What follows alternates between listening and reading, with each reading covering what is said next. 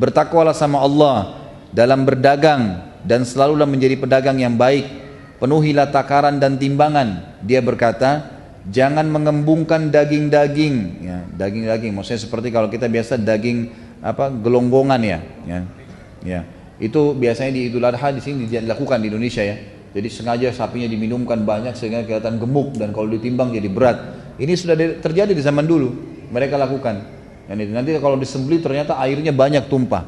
Ali radhiyallahu anhu sudah mengingatkan setiap hari. Ali di zaman khilafahnya keluar di pasar tanpa ada pendamping, membawa tongkatnya sambil mengingatkan orang, mengatakan hati-hatilah, jujurlah, amanahlah, terus begitu. Dan jangan sama sekali mengembungkan daging ya, hewan yang masih hidup. Suatu hari juga Ali pernah keluar dengan 2 helai kain. Dia menggunakan salah satunya sebagai sarung sedangkan yang lainnya sebagai baju. Dia menjulurkan salah satu kain tersebut dan mengangkat sisi yang lainnya. Lalu dia berkata, aku memakai 2 kain ini karena keduanya lebih menjauhkanku dari kesombongan, lebih baik untukku dalam sholatku dan merupakan sunnah bagi orang mukmin. Artinya beliau tidak mengkhususkan pakaian kerajaan. Umar bin Abdul Aziz yang terkenal seorang khalifah yang masyhur di Umayyah berkata, orang yang paling zuhud terhadap dunia adalah Ali bin Abi Thalib radhiyallahu anhu. Dan banyak sekali pendapat-pendapat ulama berhubungan dengan masalah ini. Kita masuk dalam itu kezuhudan, kita masuk ke masalah keadilan beliau radhiyallahu anhu. Ali bin Abi Thalib sangat adil di dalam kepemimpinannya. Di antara yang disebutkan keadilannya, Ali bin Abi Thalib berkata di atas mimbar di hari Jumat, wahai para pemimpin, sesungguhnya rakyat kalian mempunyai hak-hak, mendapatkan hukum dengan adil dan mendapatkan pembagian yang sama rata. Tidak ada kebaikan yang paling Allah cintai melebihi kepemimpinan seorang pemimpin yang adil. Lalu kemudian beliau praktekin. Turun dari mimbar, lalu beliau yang paling pertama datang ke Baitul Mal. Setiap ada masuk pendapatan dibagi kepada orang.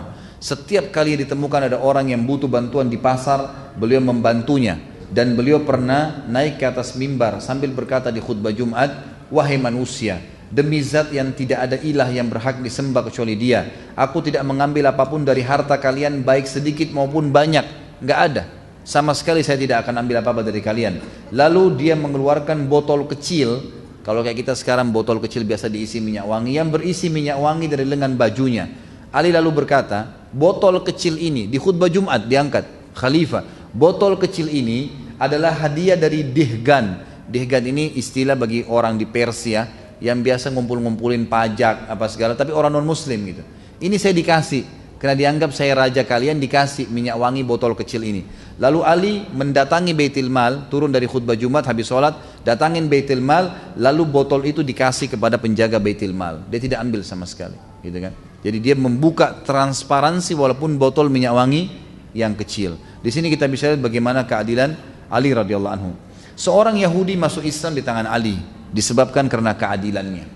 Satu hari disebutkan dalam riwayat Ali sempat jalan-jalan di pemukiman orang Yahudi. Kemudian ditemukanlah di depan pintu rumah orang Yahudi itu ada baju yang sedang dijemur dan salah satunya adalah baju perang. Maka Ali pun mengetuk rumah Yahudi tersebut sambil berkata, wahai Yahudi, ini baju perangnya siapa? Ya, di depan itu kata Yahudi, Amir Mukminin waktu itu jadi khalifah ya. Jelas di rumah saya berarti punya saya. Lalu kata Ali, tapi kayaknya punya saya. Buktinya 1, 2, 3, 4, 5. Ada bukti-buktinya. Kata Yahudi, ya, seperti saya bilang Amir Mukminin, di rumah saya berarti punya saya. Ada 3 kejadian dalam kisah ini yang membuat Yahudi ini akhirnya syahadat. Dan perlu anda tahu, Yahudi ini sulit sekali syahadat ya. Susah sekali. Kata Nabi SAW dalam hadis sahih riwayat Bukhari, kalau seandainya ada 12 orang saja Yahudi yang beriman pada risalahku semasa Nabi hidup, 12 orang saja, seluruh Yahudi akan beriman. Saking sulitnya, ya, di bawah 10 orang saja yang sempat mengucapkan syahadat pada satu. Bahkan ulama menghitung 3-4 orang saja yang sempat masuk Islam dari orang-orang Yahudi ini. Seorang Yahudi masuk Islam di tangan Ali karena keadilannya pada saat memimpin. Waktu itu Ali, ada 3 kejadian ya, setelah dialog sama Yahudi ini yang membuat Yahudi ini masuk Islam. Yang pertama adalah Yahudi ini kaget waktu Ali bilang, ini baju siapa? Dia bilang baju saya, di rumah saya, jelas punya saya. Ali tunjukkan buktinya, dan ini dialog antara raja muslim dengan masyarakat biasa kafir. Sudah masyarakat biasa kafir, artinya kalau raja dia mau diambil saja, gitu kan? Tapi ini enggak. Maka kejadian pertama yang buat Yahudi ini syahadat, dia bilang, tiba-tiba Amir Mukminin Ali mengajak saya ke pengadilan. Ayo kita ke pengadilan kalau begitu.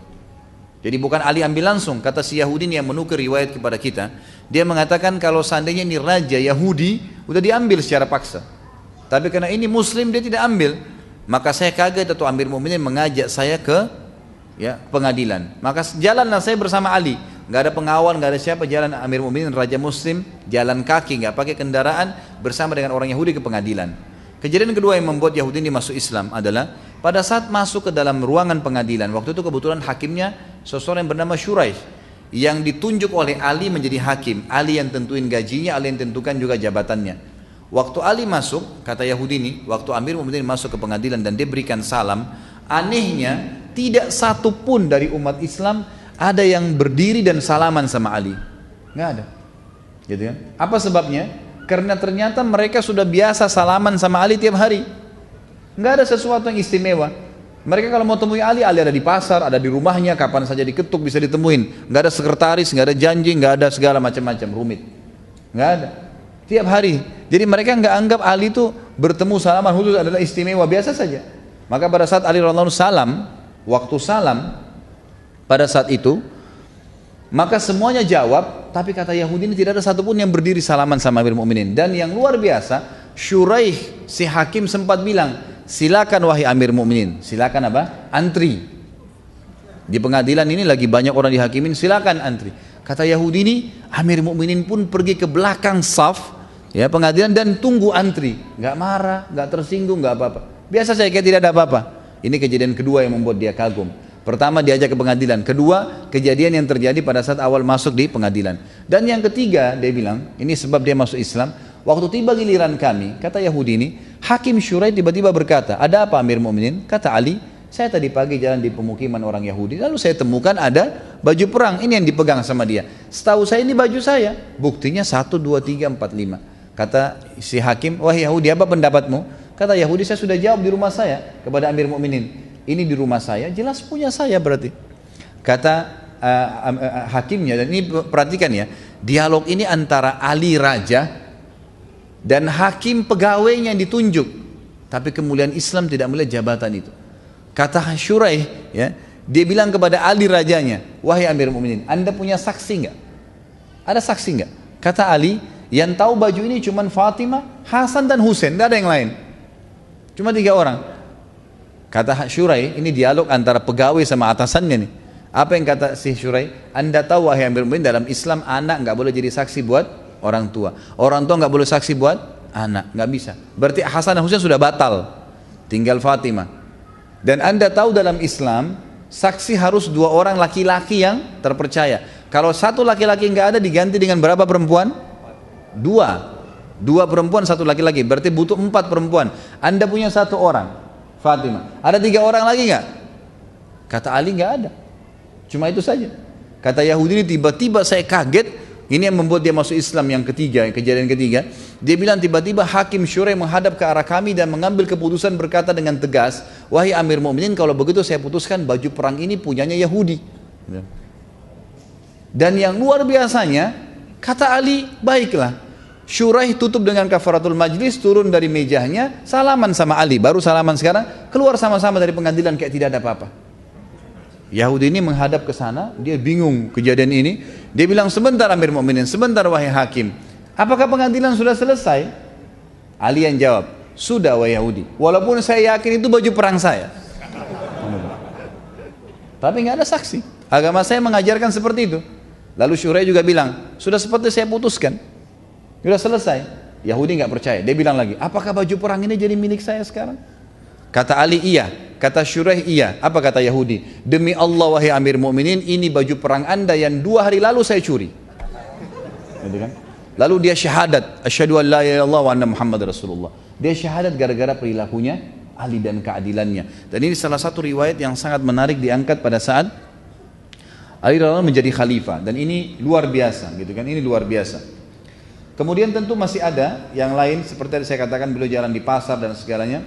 Disebutkan bahwasanya Ali radhiyallahu anhu dalam riwayat ini dinukil oleh Abu Nuaim dalam Al-Hilyah dan Ibnu Abi Syaibah dalam Musannafnya dengan sanad yang sahih. Ali bin Alqam dari ayahnya dia berkata, aku melihat Ali menjual sebilah pedang di pasar di zaman khilafah ya. Beliau bawa pedangnya, beliau jual di pasar. Khalifah jual pedang di pasar. Dia berkata, siapa yang mau membeli pedang ini dari aku? Demi zat yang menumbuhkan biji-bijian, aku sering menggunakan untuk membela wajah Nabi SAW. Ini pedang yang aku pakai membela Nabi SAW. Seandainya aku mempunyai uang seharga sehelai kain sarung, niscaya aku tidak menjualnya. Aku tidak menjualnya. Artinya beliau betul-betul memang hidup seperti masyarakat biasa. Dan kepemimpinan kerajaan itu khilafah bukan ajang untuk mengumpulkan harta. Dia tahu itu adalah amanah yang harus dijalankan. Seperti itu gambarannya. Ali juga adalah orang yang memang sangat hakim, sangat bijaksana dalam keadilan ini ya. Dan itu diakui oleh banyak sahabat. Di antaranya Umar bin Khattab berkata, yang paling mahir dalam menerapkan hukum di antara kami adalah Ali. Ini Umar bin Khattab menyampaikan masalah itu. Bahkan Ibnu Mas'ud mengatakan, kami membicarakan bahwa orang-orang Madinah yang paling ahli di bidang peradilan adalah Ali bin Abi Thalib. Ini semua pengakuan para sahabat ridwanullah alaihim. Dan Ali pernah berkata, Rasulullah SAW mengutusku ke negeri Yaman, dan aku berkata, aku adalah orang yang paling muda ya Rasulullah, bagaimana aku bisa mendakwahi mereka? Lalu Nabi SAW mengatakan kepada beliau, Inna Allah sayahdi qalbak wa yuthabbitu lisanak, fa idha jalasa baina yadayka al-khasmani fala taqdiyani hatta tasma'a min al-akhar kama sami'ta min al-awwal, fa innahu ahra an yatabayyana laka al-qadha. Kata Nabi SAW, sesungguhnya Allah akan membimbing hatimu dan meneguhkan lisanmu. Karena aku yang telah mengutusmu, jika ada dua orang yang berselisih datang di hadapanmu, maka jangan engkau menetapkan sebelum engkau mendengarkan ucapan orang kedua, seperti engkau mendengar ucapan orang yang pertama, karena itu akan lebih memantapkan putusanmu. Sama dengan hadis Nabi SAW yang lain juga, kalau datang kepadamu dua orang yang sedang ribut, maka jangan kau dengar, jangan kau putuskan kepada orang yang sedang datang walaupun matanya satu sudah rusak, gitu kan? Sampai engkau melihat lawannya, rivalnya. Karena bisa saja rivalnya matanya dua-duanya rusak, gitu kan? Maka disuruh mengadukan seperti itu.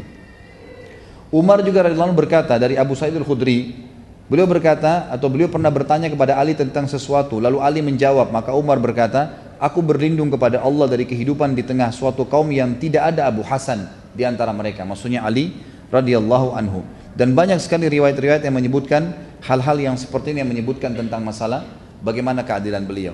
Kemudian kedermawan, beliau sangat dermawan dan murah hati radhiyallahu anhu. Disebutkan di dalam sebuah riwayat yang sahih, dan riwayat ini dinukil disebutkan dalam Ar-Riyadun An-Nadhirah oleh At-Tabari. Dan ini juga dinukil riwayat dari para tabi'in dan dengan sanad yang sahih. Dikatakan Ali radhiyallahu anhu tidak wafat kecuali memiliki uang 100.000, Allahu alam dirham atau dinar pada saat wafat. Tapi Ali memiliki utang 70.000. Lalu ditanyakanlah kepada anaknya Hasan, kenapa kok bisa utangnya sebesar itu? Harta sudah ada, tapi kenapa kok bisa waktu beliau meninggal kenapa kok bisa utangnya lebih mendekati hampir seluruh harta? Kata dinukil bahwasanya Ali radhiyallahu anhu semasa hidup sering kedatangan ipar-iparnya, kenalan-kenalannya, dan juga kerabat-kerabatnya. Maka beliau tidak pernah membiarkan mereka pergi kecuali sudah diberikan sesuatu. Artinya diberikan harta kepada mereka. Kemudian juga disebutkan Ali radhiyallahu anhu pernah keluar satu waktu, kemudian menuju ke rumahnya satu waktu, lalu Fatimah berkata, wahai Ali, kami tidak punya makanan lagi, kecuali uang 3 dirham ini. Maka diberikanlah uang tersebut kepada Ali. Ali pun menuju ke pasar ingin membeli makanan. Di tengah pasar dia bertemu dengan satu orang fakir miskin yang berkata setelah salam, wahai ayahnya Hasan, saya sudah 3 hari nggak makan dengan anak istri saya. Bisakah engkau membantuku? Ali waktu itu pegang uang cuma 3 dirham, tidak ada lagi yang lain. Maka dengan keyakinan kepada Allah dia mengatakan, tidak mungkin saya membantu orang susah ini kemudian Allah membuat saya dan keluarga saya mati kelaparan, karena saya belum makan hari ini saja sementara orang ini sudah 3 hari nggak makan. Maka dia pun dengan keyakinan memberikan semua 3 dirham itu. Setelah itu dia pulang ke rumahnya, kata Fatimah, mana makanannya? Kata Ali, tadi ada orang begini ceritanya, maka saya berikan. Fatimah pun menangis mengatakan, lalu kita makan apa? Kata Ali, jangan kau khawatir ya Fatimah, Allah tidak akan membiarkan kita mati kelaparan karena membantu orang. Saya akan ke rumah ayahmu Rasulullah SAW, mungkin beliau punya makanan. Maka keluarlah Ali radhiyallahu anhu menuju ke rumah Nabi SAW, dan ini saksi bahasan kita.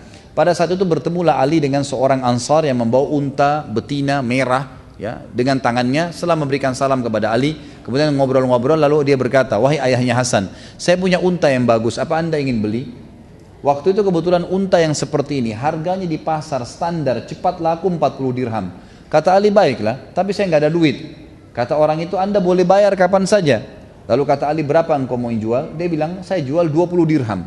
Udah bayarnya kapan saja ada uang, kemudian setengah harga pasar gitu kan. Lalu Ali pun mengambil. Baru saja jalan berapa langkah ingin ke rumah Nabi SAW, ada orang Ansar yang kedua datang, yang kenal orang Ansar pertama, lalu berkata kepada Ali setelah salam, wahai ayahnya Hasan, saya lihat kamu punya unta yang bagus, apa kau mau jual? Kata Ali, iya. Lalu orang itu berkata, berapa? Kata Ali, 40 dirham, harga standar pasar. Orang itu nggak nawar, nggak apa, langsung dikasih di tangannya. Kemudian Ali sempat mengejar pemilik unta yang pertama, dikasih 20 dirham uang untanya, lalu 20 dirham dibawa pulang ke rumahnya. Jadi di sini kita lihat bagaimana Ali radhiyallahu anhu sangat dermawan, ya, sangat dermawan yang luar biasa. Kemudian Ali radhiyallahu anhu juga disebutkan di sini, ya, memiliki kata-kata emas yang sering dijadikan sebagai rujukan, dan ini cukup banyak disebutkan, tapi saya akan sebutkan mungkin beberapanya ya. Di antaranya adalah beliau berkata dan dijadikan rujukan oleh para sahabat, oleh para tabi'in, an-nasu thalatha, fa'alimun rabbani wa muta'alimun ala sabilin najah wa hamajun ri'a'u atba'u kulla na'iq yamiluna ma'a kulli rihin. Lali diselimut itu. Tapi di sini penulis mengatakan bahwasanya ini kedudukan Ali radhiyallahu anhu di mata Nabi sallallahu alaihi wasallam, atau kelebihan Ali karena Ali ya berkorban untuk Nabi sallallahu alaihi wasallam. Kemudian kata para ulama, Ali karena berkorban di tempat tidur Nabi SAW, maka Nabi pun menghormati Ali dengan menikahkannya bersama Fatimah. Dan Fatimah radhiyallahu anha adalah, kita tahu, Al-Batul, yang sangat terkenal, punya julukan Al-Batul, adalah orang yang sangat dicintai oleh Nabi SAW. Sampai Nabi SAW bersabda, Fatimah bid'atun minni faman abghadaha abghadani. Fatimah bagian dariku, siapa yang membuatnya marah maka dia telah membuatku marah.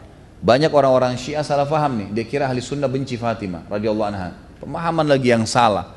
Nah, dasarnya memang dari Abdullah bin Sabah nih, Yahudi mau ngacoin nih. Nggak ada ceritanya orang Islam ahli sunnah benci Ali, benci Fatimah radhiyallahu anhum ajma'in, gitu kan? Tidak ada, semua kita menghormatinya. Bahkan kita menganggap bagian dari Nabi sallallahu alaihi wasallam. Kita mengakui Hasan dan Husain adalah dua anak mudanya ahli surga sebagaimana Nabi sallallahu alaihi wasallam sebutkan. Lalu Nabi SAW mengikram atau menghormati Ali dengan menikahkannya bersama Fatimah, dan ini sebuah karunia yang luar biasa untuk Ali. Sudah besar di rumah Nabi SAW, sepupu Nabi SAW, dididik langsung oleh Nabi SAW dan dinikahkan dengan anak Nabi SAW. Kelebihan yang lain dan yang terakhir adalah yang ke-11. Bagi Ali, surga merindukannya. Disebutkan di dalam hadis, diriwayatkan oleh Imam Tirmidzi nomor 3797 dan Hakim dalam Mustadrak jilid 3 nomor 148 dari Anas radhiyallahu anhu, dan riwayat ini dihasankan oleh Syekh Albani. Kata Nabi SAW, innal jannata latashtaqu ila thalatha, Aliyun wa Ammar wa Salman. Sesungguhnya surga benar-benar merindukan 3 orang, Ali, Ammar dan Salman radhiyallahu anhum ajma'in.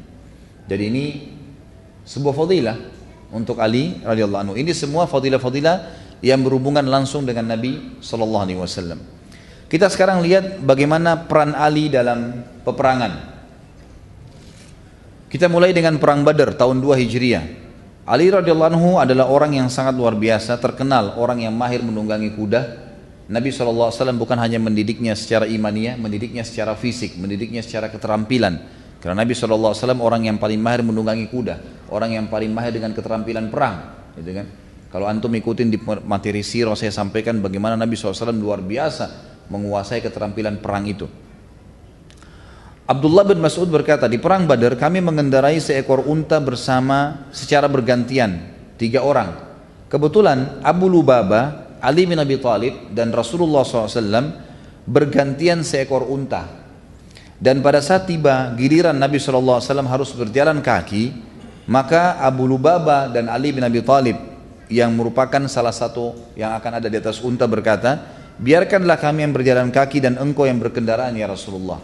Kata Nabi SAW dalam hadis yang masyhur, tadi saya sebutkan riwayat Imam Ahmad dengan sanad yang hasan, ma antuma bi aqwa minni wala ana bi agna anil ajri minkuma. Kalian berdua tidak lebih kuat daripada aku. Aku kuat untuk jalan, bahkan aku lebih kuat daripada kalian. Dan aku juga memerlukan pahala sebagaimana kalian perlukan pahala. Tapi di sini pembukaan riwayat ini ya adalah kesaksian bahwasanya Ali hadir di perang Badar. Dan orang yang hadir di perang Badar ini punya kelebihan sendiri ya. Ya, karena Allah SWT sudah mengatakan dalam Al-Quran untuk ahli Badar, wa qul i'malu ma syi'tum qad ghafarallahu lakum. Berbuatlah semau kalian wahai penduduk ahli Badar, Allah telah ampuni semua kesalahan kalian. Dan Ali termasuk salah satu dari orang yang hadir di Badar.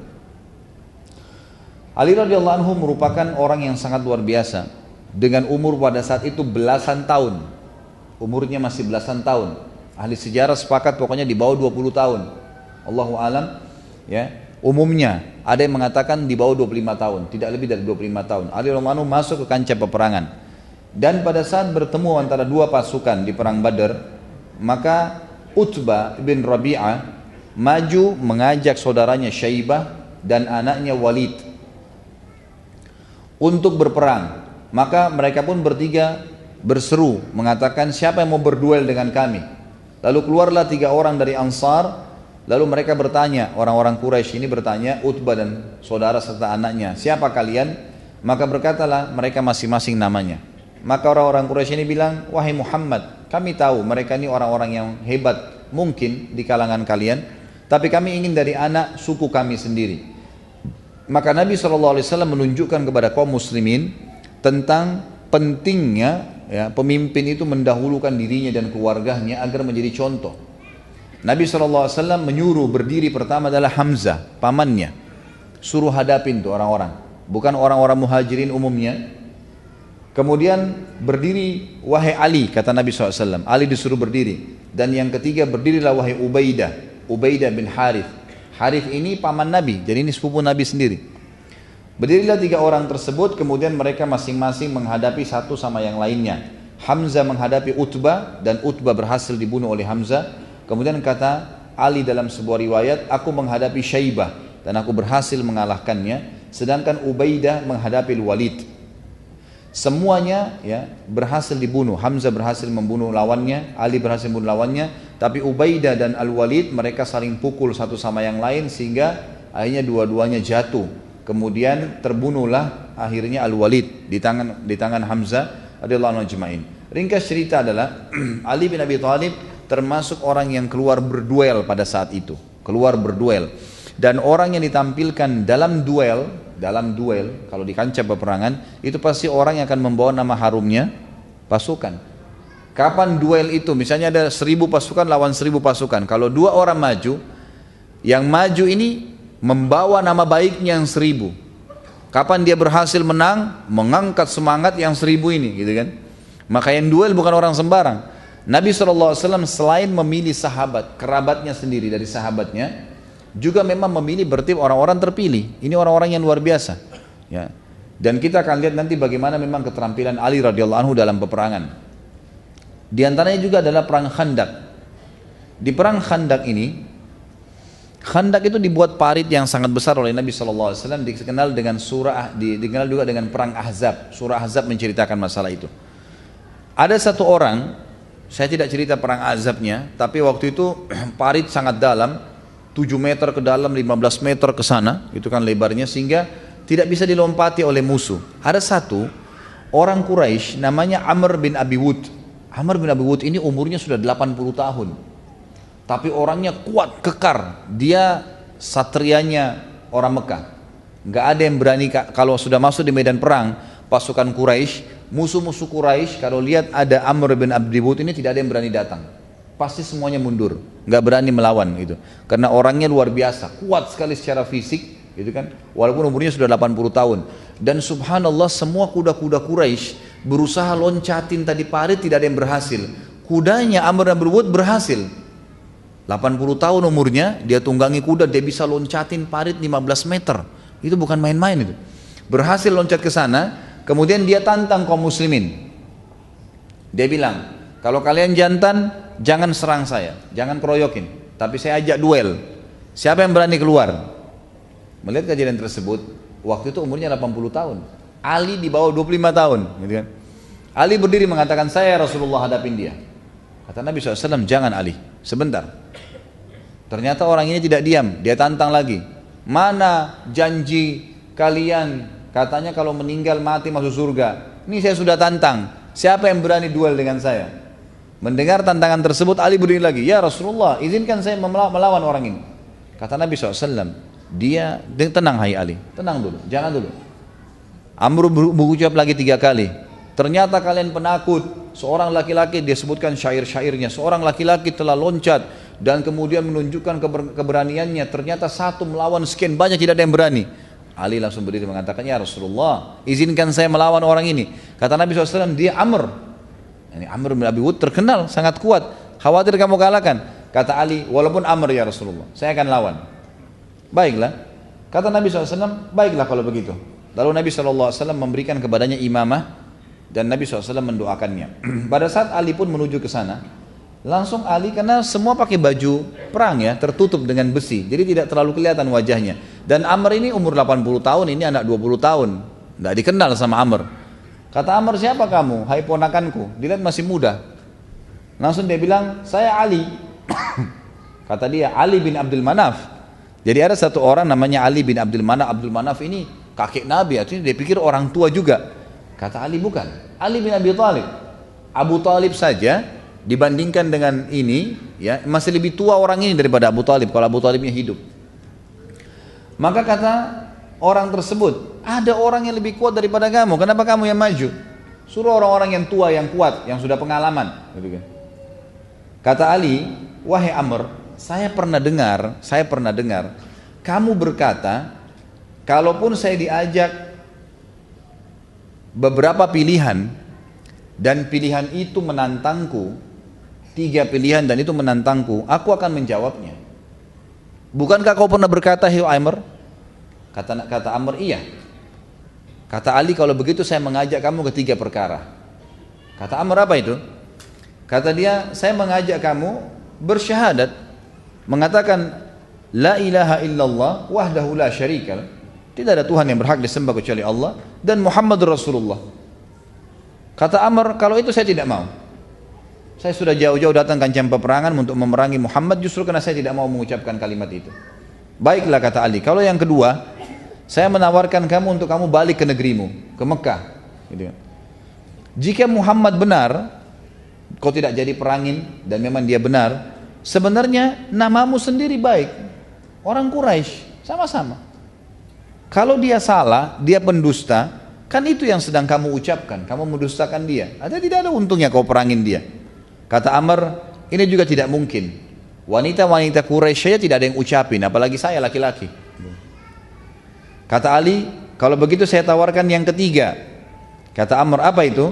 Berduel, perang, kita berdua.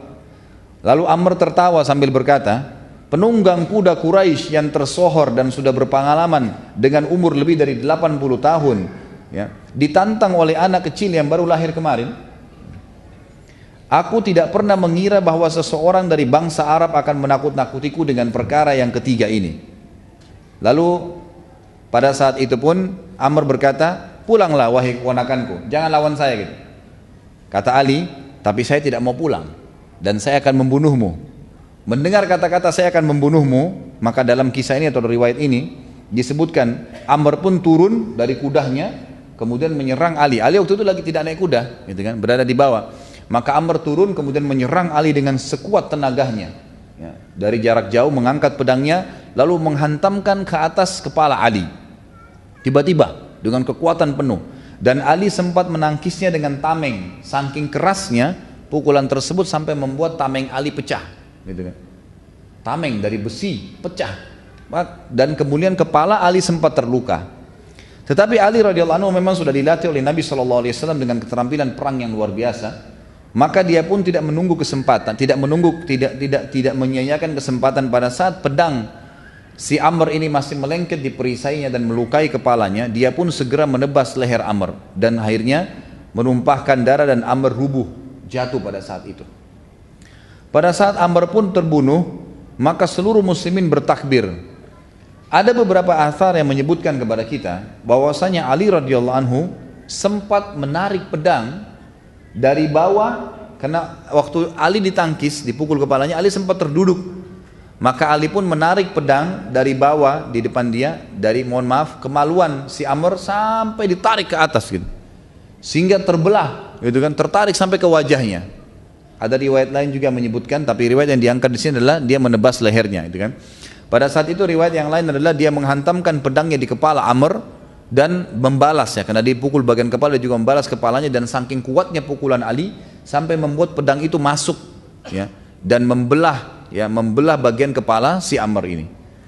Tapi yang kita ingin ambil pelajaran di sini adalah bagaimana keberanian Ali radhiyallahu anhu menghadapi seorang pejuang yang luar biasa, kesatria yang kuat, tidak sembarangan. Maka ini juga sebuah fadilah tersendiri, dan ini sebuah hal yang akhirnya membuat pasukan Quraisy tidak berani lagi untuk maju. Setelah keesokan atau ke malam harinya diantam oleh angin yang sangat besar yang menghancurkan pasukan mereka. Pada saat itu ada satu orang lagi yang sempat loncat bersama Amr dan berhasil juga, namanya Ikrimah bin Abi Jahal, sepupu Nabi SAW ya. Masih keluarga Nabi juga. Ikrimah anaknya Abu Jahal. Waktu melihat Amr yang kuat itu terbunuh, dia pun akhirnya lari dan tidak berani untuk berperang dengan kaum muslimin. Padahal waktu itu Ali sempat menunggu kalau Ikrimah mau berantem atau duel, maka dia pun akan menunggunya. Para ulama mengatakan kita bisa lihat bagaimana sebenarnya Ali radhiyallahu anhu terbentuk dengan umur yang masih muda dan keterampilan yang luar biasa dalam berperang, dan keyakinannya bahwasanya ini akan menghadiahkan mati syahid. Kata Umar bin Khattab radhiyallahu anhu kepada Ali, mengapa engkau tidak mengambil baju besinya?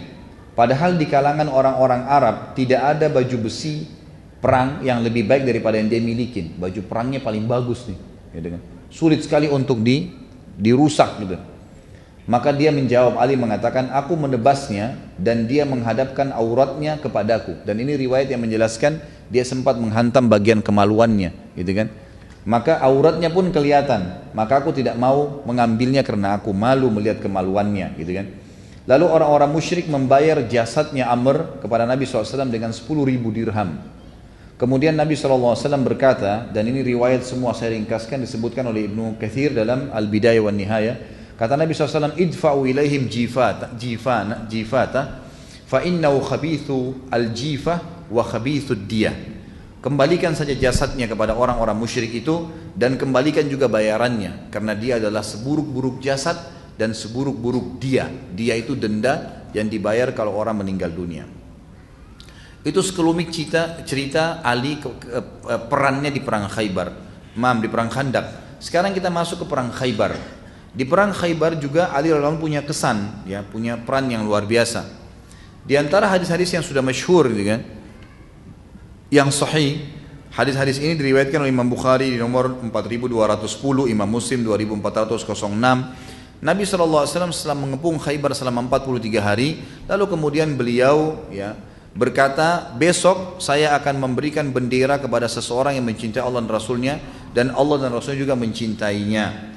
Kemudian kata Umar bin Khattab, saya tidak pernah menginginkan pemerintahan kecuali malam itu, karena memang ada predikat mencintai Allah dan Rasulnya, dan Allah dan Rasulnya mencintai dia.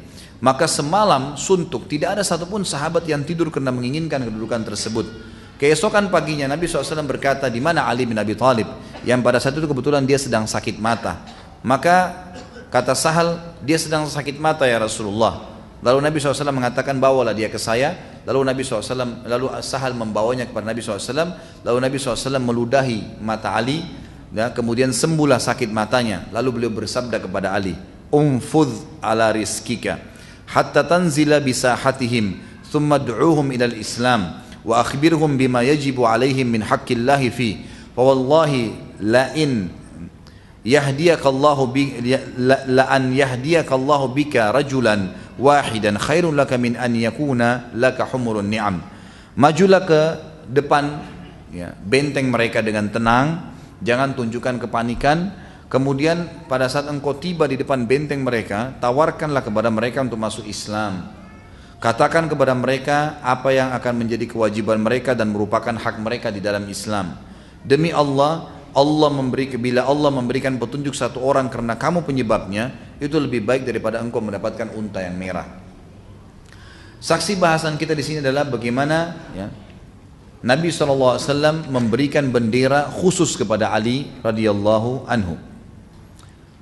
Dalam riwayat lain Abu Sa'id Al-Khudri menyebutkan, riwayat ini riwayatkan Imam Ahmad nomor hadis 16 dan dengan sanad yang hasan, Rasulullah SAW memegang panji di malam hari itu dan beliau menggoyangkannya, maksudnya mengintak, lalu menancapkan tongkatnya ke tanah. Beliau bersabda, siapa yang akan mengambil panji ini dan memberikan haknya, maka majulah seorang sahabat mengatakan, aku ya Rasulullah. Lalu kata Nabi SAW, mundurlah. Kemudian orang lain pun maju mengatakan, aku ya Rasulullah. Kata Nabi SAW, mundurlah. Kemudian Nabi SAW mengatakan, demi zat yang telah memuliakan wajah Muhammad, aku akan menyerahkannya kepada seorang laki-laki yang tidak akan pernah lari. Jadi ternyata ada satu ciri khasnya Ali radhiyallahu anhu ini. Beliau itu sangat yakin dengan kebenaran Allah dan Rasulnya, dan kalau maju di medan perang, memang yang beliau cari mati syahid, beliau tidak mau mundur, walaupun tinggal satu orang, tinggal beliau sendiri, beliau tidak mau mundur. Makanya Nabi SAW waktu bilang, demi zat yang telah memuliakan wajah Muhammad, aku akan menyerahkan kepada seorang laki-laki yang tidak akan pernah lari, bagaimanapun keadaannya. Kalau tinggal tangannya saja yang bisa bergerak, tetap dia pakai untuk berperang, gitu kan. Kalau seluruh anggota tubuhnya patah pun, tetap dia pakai untuk berperang. Maka dia mengatakan, wahai Ali, majulah dan terimalah panji ini. Lalu Ali pun bergerak maju sampai Allah membuka Khaybar, dan Ali datang membawa kurma-kurma serta daging-daging cincangnya. Riwayat ini menjelaskan juga kepada kita tentang fadilah Ali, hampir sama dengan tadi, bagaimana Ali radhiyallahu anhu diberikan bendera tersebut. Ada sedikit kisah yang menarik di perang Khaybar ini. Ada orang Yahudi yang sempat keluar, dua orang, yang bernama Marhab dan yang bernama Harith. Dua orang ini, mohon maaf, yang satu bernama Marhab dan yang satu bernama Amir. Dua orang ini disebutkan dalam riwayat tingginya 5 hasta. Kurang lebih kalau 5 hasta itu 5 meter kali. Tingginya orang Yahudi ini 5 meter. Dua orang prajurit pilihannya Yahudi keluar. Dalam hadis ini dikatakan, dan ini bisa lihat diriwayatkan Imam Muslim nomor 1897 dari Salamah bin Aqwa radhiyallahu anhu tentang perang Khaybar. Pada saat itu keluar dan keduanya menantang siapa yang mau berduel. Bayangkan kalau 5 meter jalan, mungkin dari lantai ini ke atas ini berapa? 5 meter kira-kira? Nggak nyampe ya, mungkin 4 meter. Bayangkan 5 meter tingginya, besar, pedangnya pun sangat besar, badannya semua dipenuhi dengan besi, gitu kan. Dua orang ini keluar, kemudian dua-duanya menantang. Sekali lagi, pada saat ditantang keluar duel, dan kebetulan untuk dia tantang ini pasukannya Ali yang tadi diutus oleh Nabi untuk maju ke depan sudah sampai di depan. Ali pemimpin waktu itu ya, sudah jadi pemimpin. Nabi SAW di belakang, karena dia yang disuruh pimpin pasukan untuk menembus benteng tersebut. Ali radhiyallahu anhu bisa menunjuk siapa saja dari prajuritnya suruh maju untuk melawan. Bayangkan 5 meter tinggi, besar badannya, gitu ya. Maka yang keluar melawan si Marhab ini ternyata Ali. Ali sendiri yang maju mengatakan, saya akan melawannya. Dan yang melawan Amir, Zubair ibn Awam, sepupu Nabi SAW juga. Dua-duanya terkenal. Sementara poster tubuh Ali dengan Zubair memang kekar tinggi besar juga, tapi tidak setinggi ini.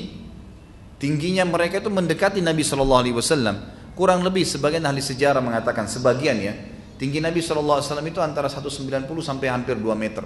Tinggi Nabi SAW tinggi 190, antara Umar bin Khattab dengan Abdullah bin Mas'ud. Intinya adalah Ali tidak jauh dari situ, tetapi orang ini 5 hasta, tinggi sekali, gitu kan? Maka keluarlah keduanya, dan ternyata Ali radhiyallahu anhu pun sempat melawan dan membunuh Marhab. Bahkan keluar juga adiknya yang bernama Harith dengan poster tubuh yang hampir sama, juga dikalahkan oleh Ali. Dua-duanya dibunuh oleh Ali radhiyallahu anhu. Kemudian Zubair pun berhasil mengalahkan Amir. Dan setelah kalahnya 3 orang prajurit utama Yahudi ini, maka benteng Khaybar pun menyerah. Benteng Khaybar pun menyerah. Beberapa riwayat menyebutkan pada saat Ali radhiyallahu anhu sedang duel dengan Marhab dan Harith, serta Zubair duel dengan Amir, maka debu-debu pada berkecamukan dan tidak kelihatan lagi karena pertempuran duel yang luar biasa. Sampai-sampai akhirnya Ali keluar dari kancah duel itu, dari debu tersebut, dan Zubair juga keluar. Ternyata ditemukan pada saat debu itu sudah tidak lagi bertebangan, ditemukan orang-orang Yahudi ini sudah menjadi jasad, sudah mati maksudnya, sudah tergeletak di tanah. Maka pada saat itu pun Nabi SAW dan para sahabat bertakbir dan akhirnya benteng Khaybar gugur. Benteng Khaybar gugur. Jadi ini juga termasuk hal yang luar biasa dari kepemimpinan Ali radhiyallahu anhu.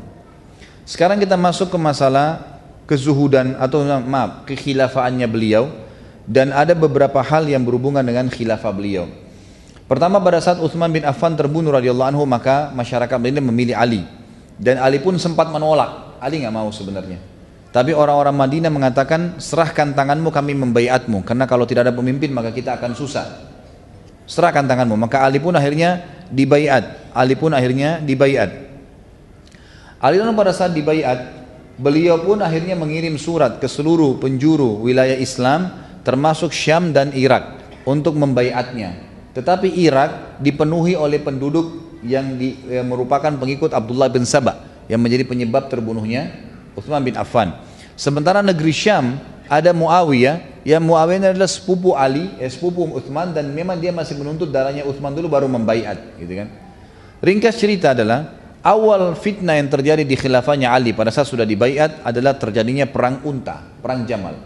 Perang Jamal ini terjadi di tahun 36, hari-hari pertama, hari-hari pertama dibaiatnya Ali. Kisahnya adalah pada saat Utsman terbunuh, Aisyah radhiyallahu anha sedang berada di Mekah. Sedang umroh gitu. Lalu kemudian Zubair bin Awam, yang tadi juga kita sebutkan kisahnya di dalam Khaybar, yang melawan salah satu orang Yahudi tadi, Amir itu. Zubair dan Talha, dua sahabat yang masuk surga, dua-duanya membaiat Ali di Madinah. Kemudian dua-duanya keluar dari Mekah, dari Madinah menuju ke Mekah. Mau umrah juga, bertemulah dengan Aisyah radhiyallahu anha. Lalu kemudian mereka menceritakan tentang perkembangan kepada Aisyah, apa yang terjadi di Madinah pada saat itu. Maka mereka pun sepakat tiga-tiga untuk memilih membaiat Ali. Ini riwayat yang sahih. Sebutkan oleh Imam Bukhari, sebutkan Imam Muslim, sebutkan oleh para ahli-ahli sejarah kita semua termasuk Ibnu Hisham menyebutkan. Maka pada saat itu datang kepada Aisyah radhiyallahu anha surat-surat dari orang-orang Irak, dan orang-orang Irak yang menyurat ini adalah pengikutnya Abdullah bin Sabah. Mereka tahu kalau seandainya Ali berhasil dibaiat oleh seluruh muslimin, maka secara otomatis mereka akan terbongkar kedoknya dan akan dihukum, dikisos. Dalam Islam yang membunuh dipenggal, apalagi membunuh raja gitu kan. Maka pada saat itu tibalah kepada Aisyah radhiyallahu anha, dan mereka tahu berita ada Zubair dan juga Talha, semuanya sahabat yang mulia dijamin masuk surga. Maka tibalah surat tersebut mengatakan, datanglah ke Irak dan kami akan mendukung Anda untuk meminta kepada Ali darahnya Utsman. Padahal yang menyurat ini yang membunuh Utsman. Mereka bilang seperti itu. Keluarlah Aisyah radhiyallahu anha dengan Talha dan Zubair ke negeri Irak, ke kota Basra tepatnya. Tujuannya adalah untuk memenuhi panggilan tadi. Dan sempat dalam surat tersebut tertulis kalimat-kalimat yang mengatakan, kami penduduk Irak siap mendukung Anda, dan juga agar umat ini tidak pecah, maka harusnya cepat dibantu, ditolong. Seperti itulah bahasanya. Padahal sebenarnya mereka sedang melakukan sebuah strategi fitnah.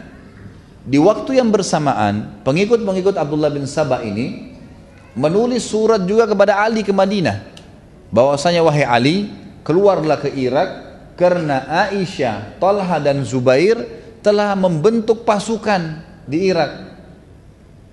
Zaman dulu nggak ada media, nggak bisa, orang jaraknya jauh. Yang bisa dilakukan adalah berjaga-jaga. Maka Ali pun menyiapkan pasukan berjaga-jaga, sementara Aisyah, Talha sama Zubair tidak ngerti apa-apa sama sekali. Datang ke sana, ternyata orang-orang Irak ini di sana sudah mereka buat gemuruh sekian berita bahwasanya Aisyah ini Ummul Mukminin akan diserang oleh Ali. Mereka memang tadinya tidak suka sama Ali, gitu kan. Pengikut Abdullah bin Sabah yang membentuk pemahaman Syiah ini, yang banyak orang bilang mendukung Ali, mereka dalam sejarah terbukti tidak suka sama Ali. Mereka benci sama Ali karena mereka membunuh Utsman, mereka takut dihukum, dikisos gitu. Ternyata di Irak mereka sudah buat berita agar orang-orang awam yang tidak sepaham dengan mereka mau membela, mau membentuk pasukan. Mereka bilang Aisyah Ummul Mukminin sedang datang, gitu kan, ke sini dan sama Talha sama Zubair, dan mereka akan diserang oleh Ali. Kira-kira apa yang terjadi? Orang-orang Irak yang memang tidak paham apa-apa, tidak ada hubungannya sama pengikut Abdullah bin Sabah ini, ikut-ikutan siapin pasukan nih, karena niatnya mau membela siapa? Aisyah, gitu kan. Disiapkanlah seekor unta, makanya dikenal dengan Ma'rakatul Jamal, peperangan Jamal, karena memang Aisyah di atas unta. Waktu tiba Aisyah radhiyallahu anha, Talha dan Zubair di Irak, tiba-tiba melihat sudah ada pasukan ramai. Ada apa nih? Oh, Ali mau nyerang dari Madinah. Aisyah sama Talha sama Zubair ini bingung. Ada apa kok Ali mau nyerang? Apa sebabnya? Apa kesalahan kalian? Ya mau menyerang kalian, wahai Aisyah, Talha, Zubair, karena kalian dianggap tidak mau membaiat. Kata Aisyah sama Talha dan Zubair, siapa yang bilang tidak mau dibaiat? Jelas-jelas saya mau dibaiat. Kami membaiat Ali kok. Pokoknya ringkasnya berjaga-jaga. Aisyah dinaikkan ke unta tersebut, Talha dan Zubair juga diberdirikan di atas kuda. Baiklah, kita tidak buat apa-apa kok, tidak nyerang Madinah, tunggu di sini gitu. Sebelum itu ada sebuah wilayah namanya Hauhab. Hauhab ini sebuah wilayah antara Mekah ke Irak, ya. Pernah Nabi SAW bersabda dalam hadis sahih kepada istri-istri yang lagi duduk, kata Nabi SAW, nanti akan ada seseorang di antara kalian yang akan masuk ke wilayah Hauhab ini, dan dia akan dikerumuni oleh anjing yang bergonggong di kiri kanannya. Maka itu adalah fitnah buat dia, fitnah buat dia. Aisyah radhiyallahu anha waktu sempat istirahat di wilayah Hauhab ini, sempat malam hari di sekitar kemahnya dikemuli oleh anjing yang menggonggong. Kata Aisyah radhiyallahu anha, ini wilayah apa? Kata mereka Hauhab. Kalau begitu, saya yang telah masuk sabda Nabi SAW, saya ingin balik ke Madinah. Kata Talha sama Zubair, Anda kan tidak mau buat apa-apa, kita bukan mau berperang, ini bukan fitnah, malah kita mau redam fitnah. Terus saja mereka berdua meredamkan Aisyah sampai akhirnya Aisyah pergi ke sana. Ringkas cerita, naiklah ke atas unta. Waktu Ali dengan pasukannya tiba di Irak, melihat di sana sudah ada pasukan dan Aisyah di atas unta, Talha sama Zubair di atas kuda, berarti benar nih informasi dari surat.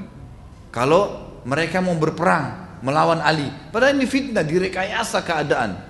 Dan ini kita harus ambil pelajaran dari kisah seperti ini, bahwasanya ada orang-orang di tengah umat Islam yang mau memerangi kaum muslimin. Dan di Indonesia ini semoga Allah berikan hidayah, banyak tuh namanya nama-nama Islam tapi bencinya sama Islam luar biasa.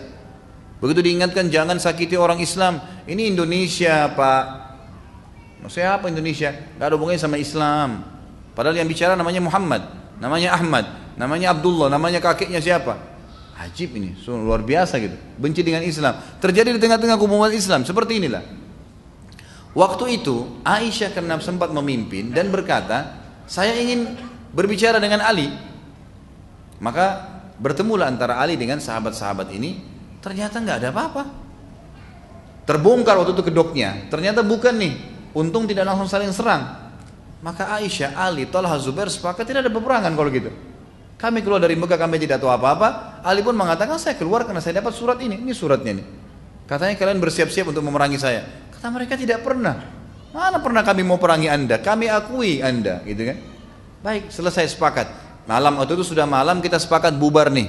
Nggak usah ada peperangan, bubar. Orang-orang ini sudah tahu tidak jadi fitnah. Maka keesokan paginya disebutkan dalam semua riwayat tadi saya katakan, ahli-ahli sejarah di sunnah termasuk, cukup dalam riwayat Bukhari disebutkan. Maka mereka pun menyerang pasukan Ali, sekelompok mereka, dan sekelompok lagi menyerang pasukannya Aisyah. Waktu mereka bangun tidur, mereka mengira satu sama lain saling fitnah, karena mereka sambil teriak gitu kan, sambil kesannya memang dari arah pasukannya Ali, dan ini dua pasukan besar, mereka istirahat gitu kan. Maka sudah malam, besok mau bubar nih. Subhanallah, subuh-subuh ya saling terjadi keributan tadi kan. Kita tahu kalau saya lagi jalan misalnya dengan 10 orang anak-anak, atau maksudnya orang-orang anak-anak muda, kemudian ada 10 orang lagi sana jalan, satu orang saja mencaci maki di sana, ini ribut berantem, saya bisa berhentikan berantemnya? 10 orang nggak bisa saya berhentiin. Kalau sudah mulai lemparan batu pasti berantem tuh, udah susah mau diberhentiin bagaimana? Bagaimana kalau pasukan? Dan pada saat itu disebutkan dalam buku-buku sejarah, pasukan Ali keluar dari Madinah jumlahnya 10.000 orang. Bukan jumlah yang kecil. Pasukan yang terbentuk yang mengelilingi Aisyah 6.000 orang. Pasukan yang besar, bukan pasukan yang kecil, bukan 10-20 orang yang bisa diredam. Terjadilah pertempuran pada saat itu. Waktu dari pertempuran, sempat Ali radhiyallahu anhu meredam. Ali tidak pernah memukul satupun dari kaum muslimin. Muhammad bin Hanafiyah, anak Ali yang memegang panji peperangan waktu itu mengatakan, saya bingung, di sana takbir, di sini takbir. Yang mana ini? Yang mana yang benar? Malam hari di sana mengaji, di sini mengaji. Karena perperangan terjadi 3 hari. Maaf, terjadi dari pagi sampai malam. Malam harinya mereka di sana mengaji, di sini mengaji. Yang mana benar nih? Gitu. Kata Muhammad bin Hanafiyah, semenjak kejadian perang unta ini, saya tidak pernah lagi mau angkat pedang saya. Saya patahkan kalau berhadapan dengan muslim. Tidak mau lagi. Karena banyaknya korban pada saat itu. Dan subhanallah, pasukan-pasukan pengikut Abdullah bin Sabah ini, mereka memang kan yang memang mengatur peperangan itu. Jadi di kancah peperangan itu mereka bermain. Jadi mereka sudah atur. Nanti ada yang lempar, sengaja lihat kalau ada misalnya ada sahabat seperti nanti terbunuhnya Zubair, ya. Talha ini terbunuh karena kasus dibunuh oleh mereka. Mereka lihat ternyata di kancah peperangan Talha sama Zubair nggak mau memukul pasukannya Ali. Nggak satu pun, karena ini orang Madinah, mereka kenal. Mereka pun orang Madinah, nggak ada yang berani mukul Talha sama Zubair. Maka Talha sama Zubair dibunuh oleh mereka, gitu kan? Kemudian mereka berusaha juga menyerang Ali. Tujuannya mau membunuh Ali. Perhatikan ya, yang mau membunuh Ali pengikutnya Abdullah bin Sabah, pendiri Syiah nih. Itu mau membunuh Ali. Jadi kalau sekarang mereka mengatakan mereka bela Ali, ini bentrok sekali dengan sejarah, nggak ketemu, gitu kan? Seperti itu gambarannya. Sampai akhirnya korban sudah banyak, Talha dan Zubair pun terbunuh radhiyallahu anhum ajmain. Maka Ali pun mengambil keputusan dengan suara yang keras, keputusan mutlak, tidak ada penyerangan lagi, berhenti semua. Waktu berhenti peperangan tersebut, maka Ali radhiyallahu anhu sempat mendatangi jenazahnya Talha dan berkata, coba seandainya saya sudah meninggal dari 20 tahun lalu wahai Talha. Ini sesuatu kejadian yang luar biasa gitu kan. Tetapi ulama mengatakan Talha ini mati karena anak panah yang dilempar oleh pengikut Abdullah bin Sabah ini. Jadi orang-orang yang membuat fitnah, maka dihitung dia mati syahid dan kena hadis Nabi SAW tadi yang sudah kita sebutkan waktu naik di gua Bukit Jabal Nur yang ada gua Hira yang sempat goncang dan ada Talha di situ. Zubair pun begitu. Dan Nabi SAW pernah bersabda kepada Ali, wahai Ali, nanti akan datang kejadian antara kau dengan Aisyah. Maka kata Ali radhiyallahu anhu dalam hadis sahih ini, ya Rasulullah, kalau begitu saya binasa. Ada apa saya ribut dengan istri anda gitu? Ada masalah apa? Kata Nabi SAW, intinya kalau terjadi, kata Nabi tidak jelaskan. Kalau terjadi, maka kembalikanlah dia ke rumahnya di Madinah. Itu saja sabda Nabi SAW. Nah waktu itu Ali mengetahui, lalu Ali radhiyallahu anhu membawa pulang Aisyah ke rumahnya, dan semua ahli sunnah sepakat mengatakan semua sahabat mulai semenjak itu berhenti satu sama yang lain untuk saling mendengar berita dari selain mereka. Itu yang pertama. Jadi selain sahabat mereka tidak terima beritanya. Kemudian yang kedua, mereka juga ya saling menyesal kejadian yang terjadi tersebut dan menganggap ini fitnah yang terjadi di tengah-tengah kaum muslimin. Itu yang terjadi. Baik, itulah perang unta. Dan pada saat perang unta ini selesai, gitu kan, ternyata pengikut Abdullah bin Sabah tadi mereka keluar dari kancah peperangan dan mereka membuat fitnah yang sama yang tadi saya bilang di Siffin. Mereka nyurat lagi ke Muawiyah di Syam karena ada dua kubu kan, penduduk Madinah itu dukungannya Aisyah dari Talha dan Zubair yang dianggap bisa ditarik. Kemudian ada Muawiyah, mereka nyurat ke Muawiyah bahwasanya Ali keluar dengan pasukannya dari Madinah dan sudah memerangi Aisyah dan Talha dan Zubair. Talha dan Zubair mati di kancah peperangan, dikalahkan. Sebentar lagi Ali akan menuju ke negeri Syam, persiapkan dirimu. Muawiyah ini nggak ngerti apa-apa, terima surat, kemudian lihat surat dari negeri Irak, lalu kemudian mereka berjaga-jaga saja. Ali pun diberikan berita, disebarkan berita dan sampai ke telinga Ali, kalau Muawiyah juga keluar dengan pasukannya. Ketemulah ke negeri Syam dan terjadi perang Siffin yang sudah kita jelaskan. Jadi dua kejadian besar nih, dua kejadian besar dalam khilafahnya Ali radhiyallahu anhu dan dua-duanya fitnah. Dan akhirnya alhamdulillah selesai dengan sahabat ini saling memaafkan satu sama yang lain. Sebagaimana Ali berkata, sesungguhnya aku, Talha, Zubair, karena Talha dan Zubair yang terbunuh ya, akan bertemu dan akan saling memaafkan di mahkamah Allah pada hari kiamat. Kita masuk sekarang ke masalah khilafah Rashidah, bagaimana Ali memimpin, ya. Terlepas daripada fitnah tadi, bagaimana beliau memimpin dengan luar biasa. Di antara hal yang mendasar yang harus difahamin adalah Ali ini orang yang sangat zuhud. Zuhud dalam arti kata dia mendahulukan akhirat dari dunia. Di antara riwayatnya adalah beliau selalu setiap malam sholat malam, tidak pernah ketinggalan tahajud. Pada saat orang sedang tidur, dia selalu berada di mihrabnya, dan dia sering kali meneteskan air mata yang tidak berhenti, dan sering kali keluar dari mulutnya kalimat yang didengar oleh orang-orang di sekitar rumahnya. Ya dunia, ilayya ta'arratti am ilayya tashawwaqti. Hayhata gurri gairi qad abantuki talaqtuki thalathan la raj'ata fiha. Fa'umruki qasir, aishuki hakir, wa khataruki kabir, ahin min qillati zat, wa bu'di safar, wa wahsyati tariq. Kata Ali di malam hari setelah sholat tahajud, hampir setiap malam dia ulangin kalimat ini. Wahai dunia, engkau telah menggodaku dan engkau telah rindu kepada, engkau telah menggodaku, engkau sedang menggodaku atau engkau rindu kepadaku? Tanda tanya ya. Lalu dia mengatakan, menjauhlah dan goda orang lain. Aku telah mentalakmu, menceraikanmu 3 kali dan tidak ada peluang untuk kembali lagi. Umurmu pendek, kehidupanmu hina, bahayamu besar. Aku khawatir terhadap minimnya bekal, jauhnya perjalanan dan jalan yang mengerikan. Ulama menukil ini tentang zuhudnya Ali radhiyallahu anhu. Artinya memang beliau setelah menjadi khalifah pun seluruh dunia dia milikin sebenarnya pada saat itu, tapi beliau tidak mau sama sekali dengan dunia ini. Disebutkan dalam riwayat lain, beliau pernah kedatangan seorang penjaga Baitul Mal di zaman khilafah beliau, kemudian memberitakan, wahai Amir Mukminin, Baitul Mal sudah penuh dengan harta, baik harta rampasan perang maupun harta pendapatan negara. Maka Ali pun berkata, topanglah saya. Ditopanglah Ali menuju ke Baitul Mal itu. Waktu melihat harta banyak sekali, kata Ali, segala puji bagi Allah yang telah memberikan rezeki untuk kaum muslimin. Lalu beliau mengatakan, iklankanlah, panggil seluruh umat Islam. Dipanggillah pada saat itu. Kemudian Ali membagi semuanya pada hari yang sama. Hari itu Baitul Mal masuk, hari itu dihabiskan semua dibagi. Lalu Ali pun menyuruh lantainya disiram dengan air, dibersihkan. Kemudian Ali pun sholat 2 rakaat di atas tempat tersebut. Dan Ali berkata, segala puji bagi Allah yang telah membuat amanah ini aku jalankan. Jadi ini termasuk masalah kezuhudan. Beliau tidak ambil sedikit pun dari harta itu. Disebutkan dalam riwayat yang lain, pada saat beliau memimpin, beliau sempat memindahkan kepemimpinan dari Madinah ke Kufah. Khilafahnya beliau di Kufah, di Irak. Dan di Kufah telah dibangun oleh masyarakat Kufah istana yang besar untuk beliau. Pada saat beliau melihat istana tersebut dengan singgasananya, Ali cuma disuruh masuk untuk jadi raja saja di situ, gitu kan.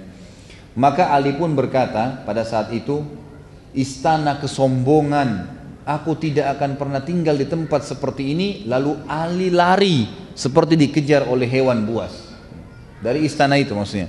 Jadi Ali nggak mau, dia tetap tinggal di rumahnya saja.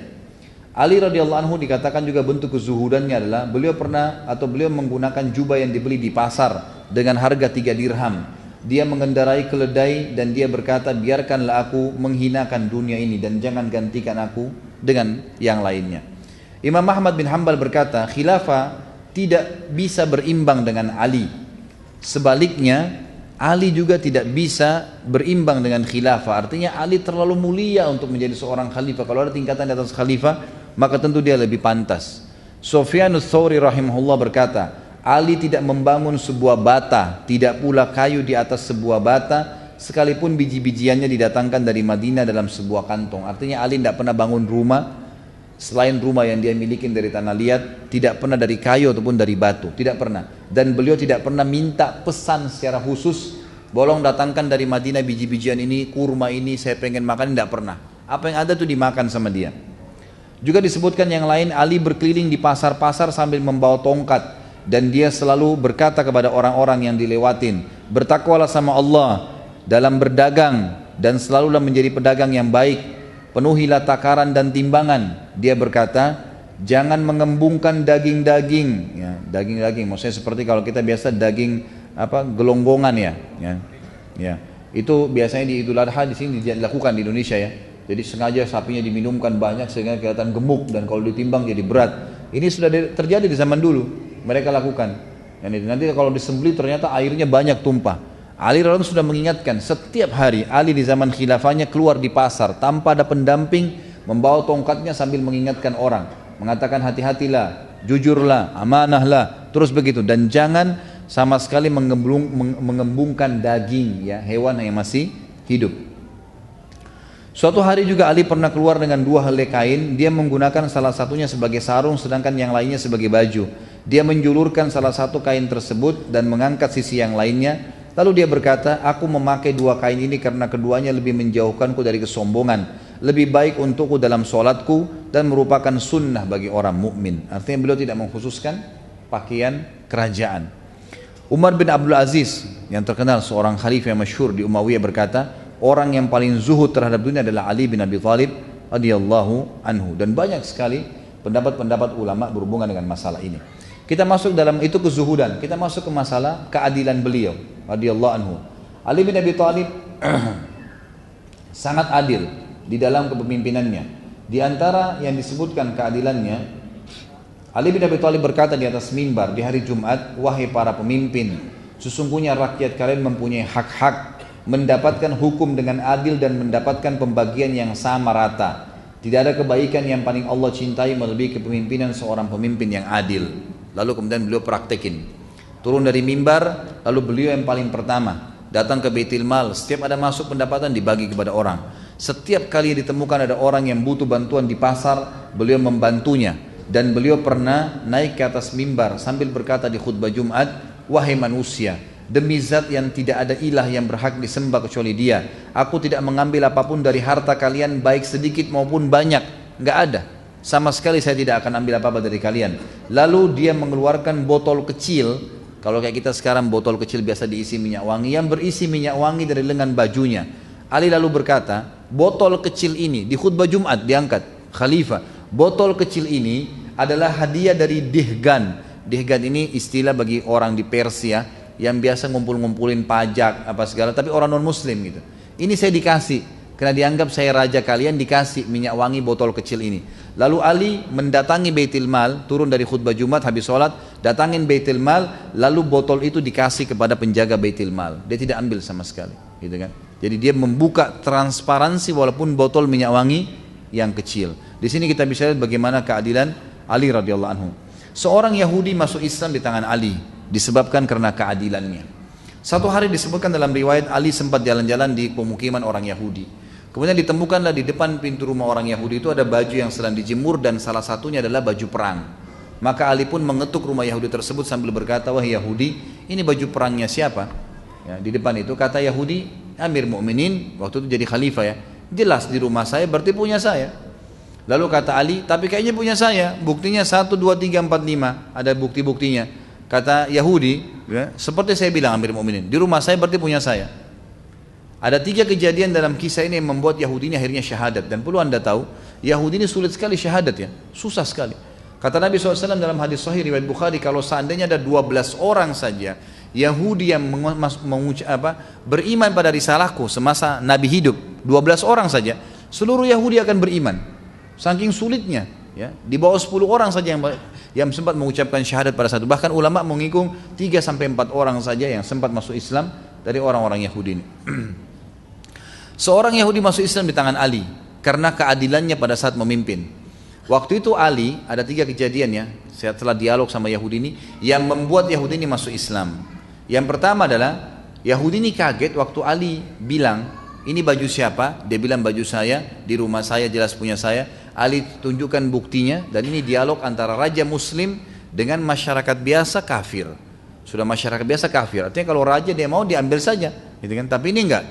Maka kejadian pertama yang buat Yahudi ini syahadat, dia bilang, tiba-tiba Amir Mukminin Ali mengajak saya ke pengadilan. Ayo kita ke pengadilan kalau begitu. Jadi bukan Ali ambil langsung, kata si Yahudi yang menukir riwayat kepada kita.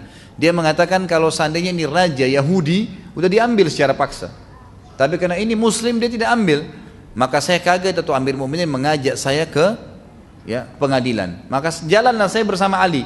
Nggak ada pengawal, nggak ada siapa, jalan Amir Mukminin raja Muslim, jalan kaki, nggak pakai kendaraan bersama dengan orang Yahudi ke pengadilan. Kejadian kedua yang membuat Yahudi ini masuk Islam adalah pada saat masuk ke dalam ruangan pengadilan. Waktu itu kebetulan hakimnya seseorang yang bernama Shuraih, yang ditunjuk oleh Ali menjadi hakim. Ali yang tentuin gajinya, Ali yang tentukan juga jabatannya. Waktu Ali masuk, kata Yahudi ini, waktu Amir Mu'minin masuk ke pengadilan dan dia berikan salam, anehnya tidak satu pun dari umat Islam ada yang berdiri dan salaman sama Ali. Nggak ada. Gitu kan? Apa sebabnya? Karena ternyata mereka sudah biasa salaman sama Ali tiap hari. Nggak ada sesuatu yang istimewa. Mereka kalau mau temui Ali ada di pasar, ada di rumahnya, kapan saja diketuk bisa ditemuin. Nggak ada sekretaris, nggak ada janji, nggak ada segala macam-macam rumit. Nggak ada. Tiap hari. Jadi mereka nggak anggap Ali itu bertemu salaman khusus adalah istimewa, biasa saja. Maka pada saat Ali radhiyallahu anhu salam, waktu salam pada saat itu, maka semuanya jawab, tapi kata Yahudi ini tidak ada satupun yang berdiri salaman sama Amir Mu'minin. Dan yang luar biasa, Shuraih si hakim sempat bilang, silakan wahai Amir Mu'minin, silakan apa? Antri. Di pengadilan ini lagi banyak orang dihakimin, silakan antri. Kata Yahudi ini, Amir Mu'minin pun pergi ke belakang saf ya pengadilan dan tunggu antri. Nggak marah, nggak tersinggung, nggak apa-apa. Biasa saya kayak tidak ada apa-apa. Ini kejadian kedua yang membuat dia kagum. Pertama diajak ke pengadilan, kedua kejadian yang terjadi pada saat awal masuk di pengadilan.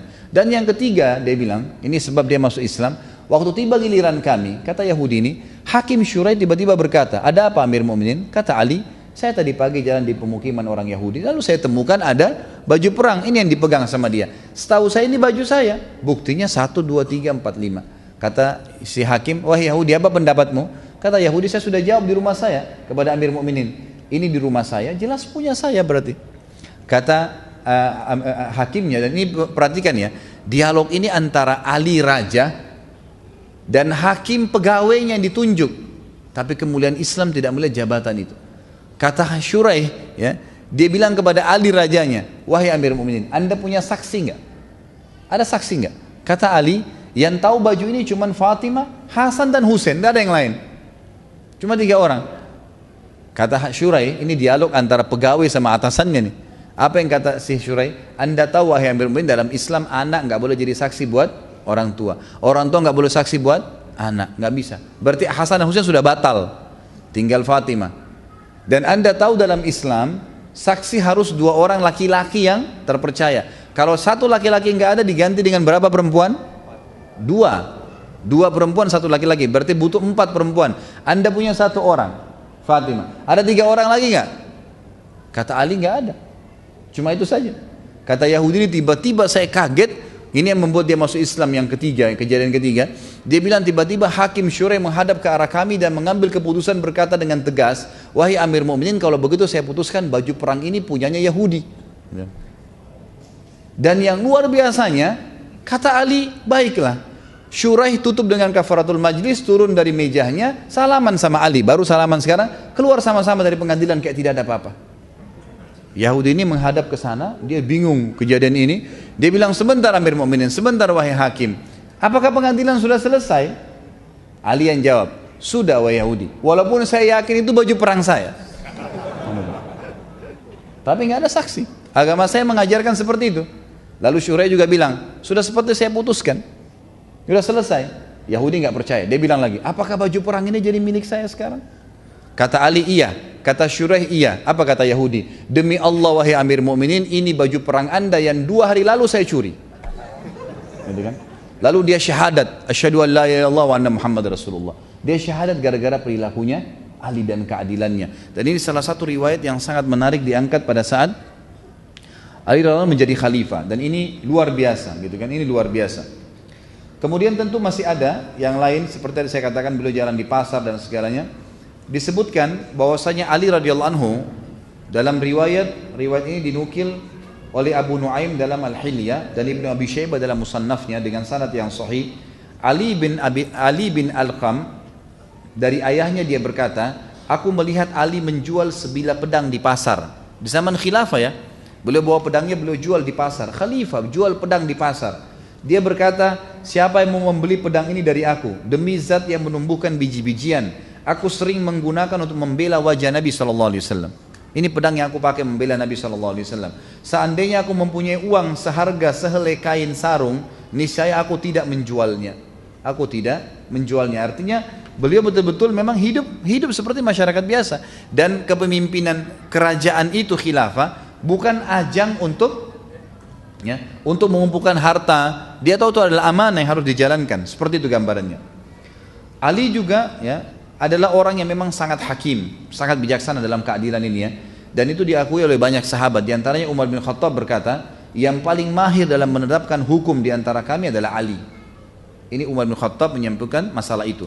Bahkan Ibnu Mas'ud mengatakan, kami membicarakan bahwa orang-orang Madinah yang paling ahli di bidang peradilan adalah Ali bin Abi Thalib. Ini semua pengakuan para sahabat ridwanullah alaihim.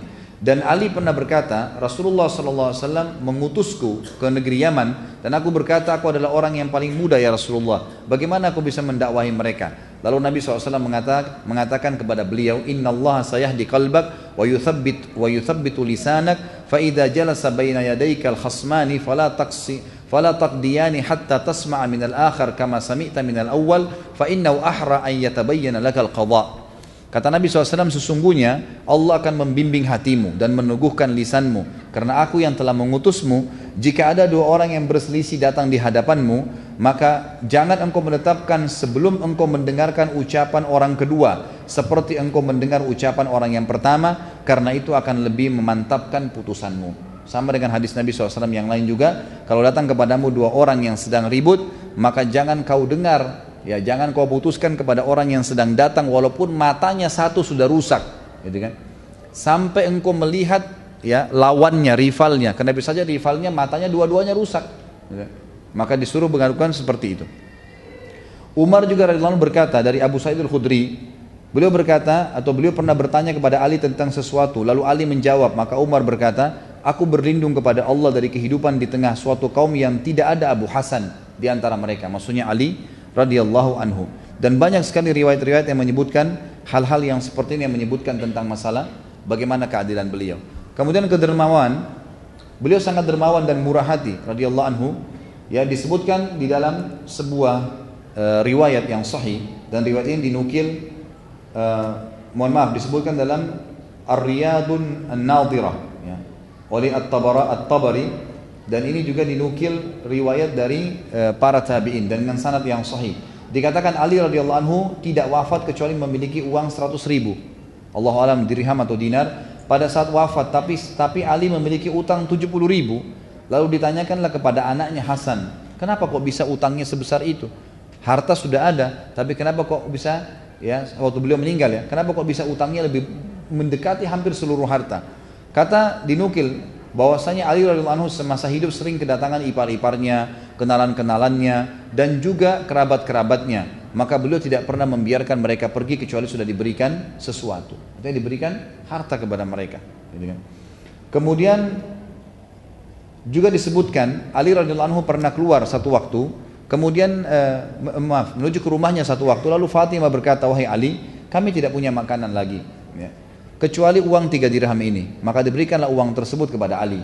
Ali pun menuju ke pasar ingin membeli makanan. Di tengah pasar dia bertemu dengan satu orang fakir miskin yang berkata, setelah salam, wahai ayahnya Hasan, saya sudah 3 hari nggak makan dengan anak istri saya. Bisakah engkau membantuku? Ali waktu itu pegang uang cuma 3 dirham, tidak ada lagi yang lain. Maka dengan keyakinan kepada Allah dia mengatakan, tidak mungkin saya membantu orang susah ini, kemudian Allah membuat saya dan keluarga saya mati kelaparan, karena saya belum makan hari ini saja, sementara orang ini sudah 3 hari nggak makan. Maka dia pun dengan keyakinan memberikan semua 3 dirham itu. Setelah itu dia pulang ke rumahnya, kata Fatimah, mana makanannya? Kata Ali, tadi ada orang begini ceritanya, maka saya berikan. Fatimah pun menangis mengatakan, lalu kita makan apa?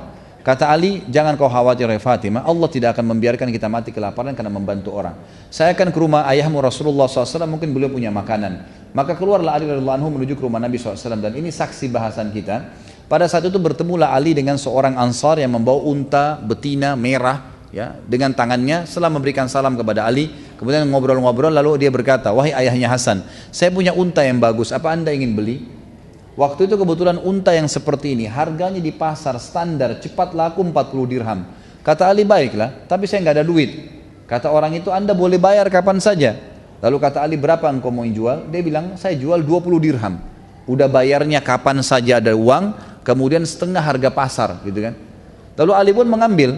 Baru saja jalan berapa langkah ingin ke rumah Nabi SAW, ada orang Ansar yang kedua datang, yang kenal orang Ansar pertama, lalu berkata kepada Ali setelah salam, wahai ayahnya Hasan, saya lihat kamu punya unta yang bagus, apa kau mau jual? Kata Ali, iya. Lalu orang itu berkata, berapa? Kata Ali, 40 dirham, harga standar pasar. Orang itu nggak nawar, nggak apa, langsung dikasih di tangannya. Kemudian Ali sempat mengejar pemilik unta yang pertama, dikasih 20 dirham uang untanya, lalu 20 dirham dibawa pulang ke rumahnya.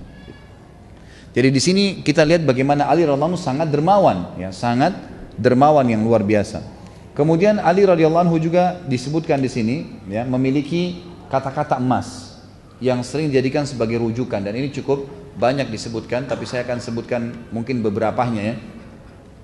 Di antaranya adalah beliau berkata dan diajikan rujukan oleh para sahabat, oleh para tabi'in, an-nasu thalatha, fa'alimun rabbani wa muta'alimun ala sabilin najah wa hamajun ri'a'u atba'u kulla na'iq yamiluna ma'a kulli rihin lam yastadhi'u binuril ilmi wa lam yalja'u ila ruknin wathiq. Manusia ada tiga macam. Seorang ulama rabbani, ulama yang memang tahu ilmu dan mengamalkan. Yang kedua muta'allim, pencari ilmu di atas jalan keselamatan, ini juga orang yang positif. Dan yang ketiga orang awam yang tidak berilmu, yang mengikuti setiap seruan, condong ke arah angin bertiup, tidak memiliki cahaya ilmu dan tidak berpegang kepada pilar yang kokoh. Maka janganlah kalian menjadi orang yang ketiga. Satu atau dua saja, orang alim yang mengajar atau orang yang menuntut ilmu sehingga bisa menyelamatkan dirinya dari hal-hal yang diancamkan oleh Allah.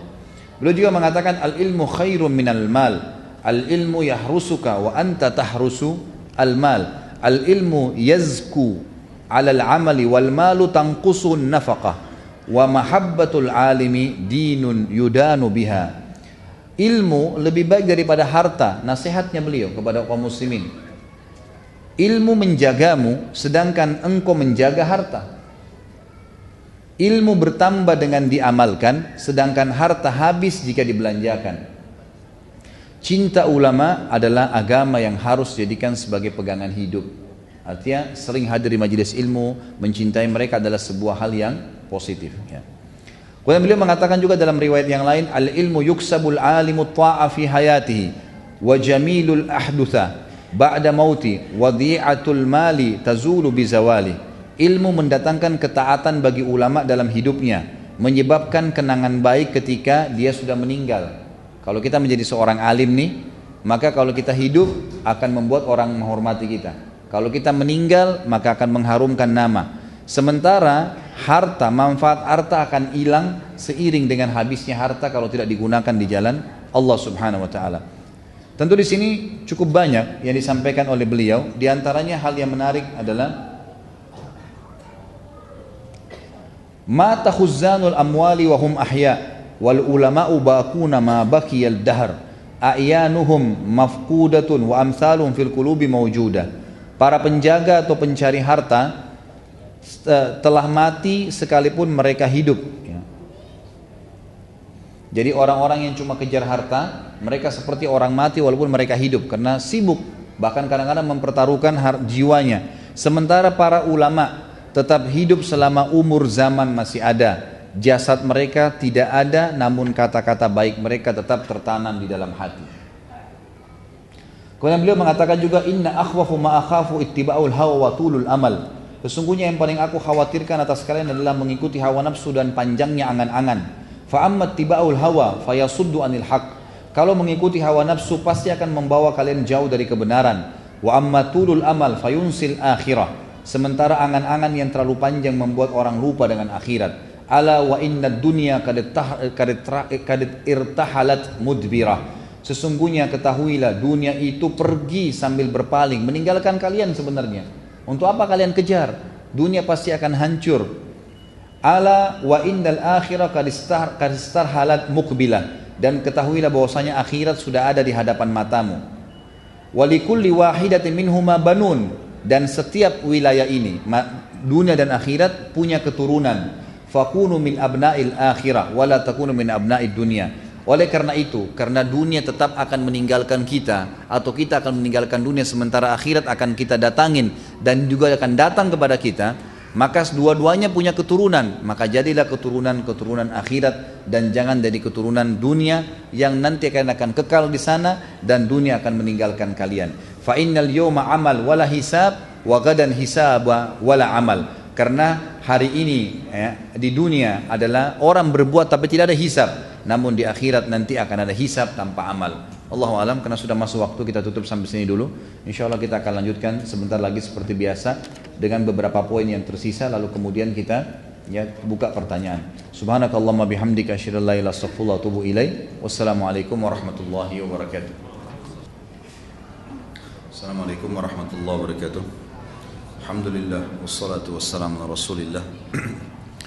Di antara kalimat yang sangat penuh dengan hikmah dan ilmu disampaikan oleh Ali radhiyallahu anhu, perkataan beliau, laisal khairu an yakthuru maluka wa waladuka walakinnal khaira an yakthura ilmuka wa ya'dhamu hilmuka wa an tubahiyan nasa bi'ibadati rabbika fa in ahsanta hamidta Allah wa in asa'ta istaghfarta Allah.